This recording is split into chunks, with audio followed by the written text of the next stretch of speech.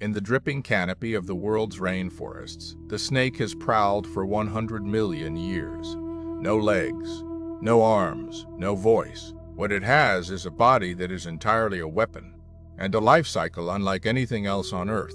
400 vertebrae, heat-sensing pits that detect a mouse's warmth at 30 centimeters, a forked tongue sampling 10,000 scent particles per minute, a jaw with no fixed hinge, capable of swallowing prey 3 times the width of the head. Every system points at the same purpose: to find, to catch, and to kill. Not all snakes hunt in darkness. Some advertise. Vivid red and yellow means venom. Iridescent scales that refract sunlight like a prism. In the right light, a snake is not just an animal. It is a living jewel, 100 million years in the making. Snakes occupy every habitat on Earth except Antarctica. The sea crate hunts underwater, holding its breath for 90 minutes. The sidewinder navigates burning desert sand by touching it as little as possible. The tree boa never touches the ground. One body plan, every environment. This is the definition of evolutionary success. When 2 males compete for the right to mate, they do not use venom. They wrestle. They rise 2 meters above the forest floor, each trying to force the other's head to the ground. The contest can last hours. The winner earns the right to mate with the most venomous land snake on Earth. The loser simply retreats. The male follows a chemical trail left by the female's skin, a pheromone signature as unique as a fingerprint. His tongue, sampling every centimeter of ground, reads the message. She is here. She is receptive.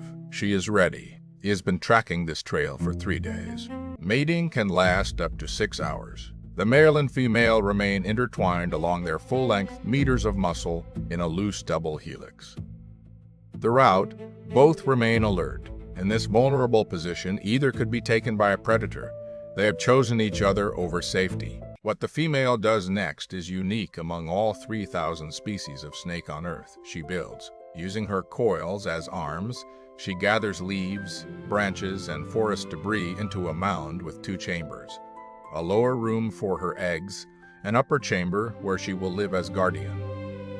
Construction takes up to 3 days. Pow! Pow! Into the lower chamber, she lays between 20 and 50 eggs, each one pale white, leathery, roughly 6 centimeters long. Unlike a bird's egg, the leathery shell is flexible. It can absorb moisture from the nest material, regulate humidity, and flex without cracking when the hatchlings move inside. For 60 to 90 days, she does not eat. She does not leave. She regulates the temperature of her nest by tightening or loosening her coils, effectively becoming a living thermostat. When anything approaches, she rises in full hood display, the most intimidating warning in the forest. The most dangerous snake on Earth is also one of its most devoted mothers. On approximately day 60, the eggs begin to move, not from outside, from within.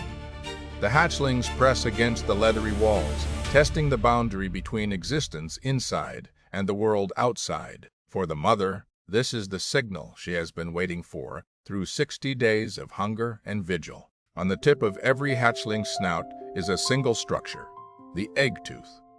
2 millimeters of keratin, the same material as your fingernail. It is the only tool the hatchling possesses, and it has one purpose: to cut through the shell that has contained it for 2 months.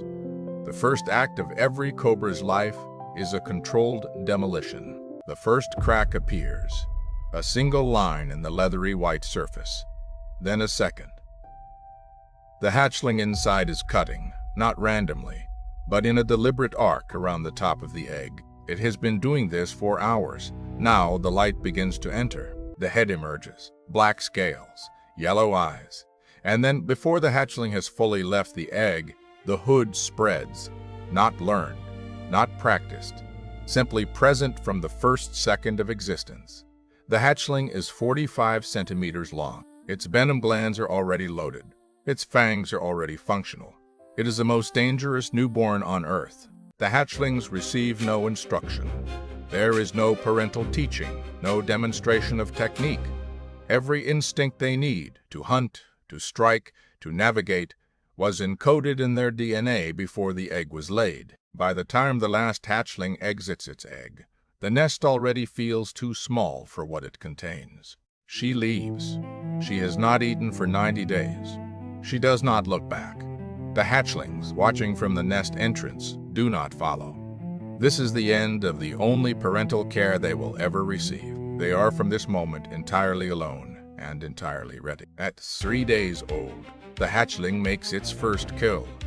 The strike takes 5 milliseconds, 30 times faster than a human blink. The venom does its work in seconds. What follows is a lesson in patience. A gecko takes 20 minutes to swallow. The cobra does not rush.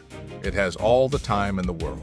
Every 3 weeks, the juvenile sheds its skin entirely, a process that begins with the eyes turning milky blue as the eye caps separate.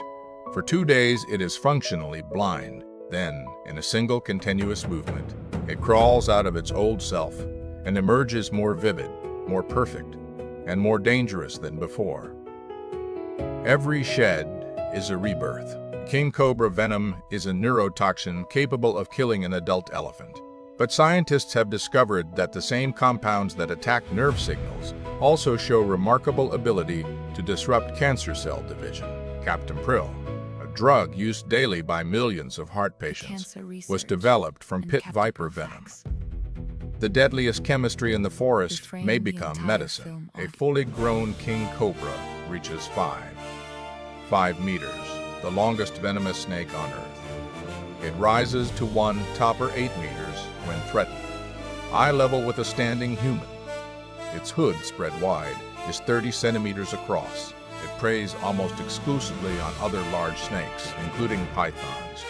It is, in every literal sense, the king. The king cobra has roamed Southeast Asian forests for tens of millions of years. In the last decade, its population has declined by 30%, not from hunting primarily, but from the forest floor it hunts on simply ceasing to exist. It is now listed as vulnerable. An animal that survived the asteroid that killed the dinosaurs is being defeated by palm oil plantations. Now, 7 years after her first nest, she returns to the same forest clearing. The same instincts fire in the same sequence. She has not been taught to do this. She simply knows the cycle begins again, as it has in this forest for millions of years before the first human ever entered. 100 million years. 5 mass extinctions. The rise and fall of every great empire. The snake was here before all of it. It does not need our permission to exist. It needs only the forest, and enough time. Whether we give it both is the only question that matters.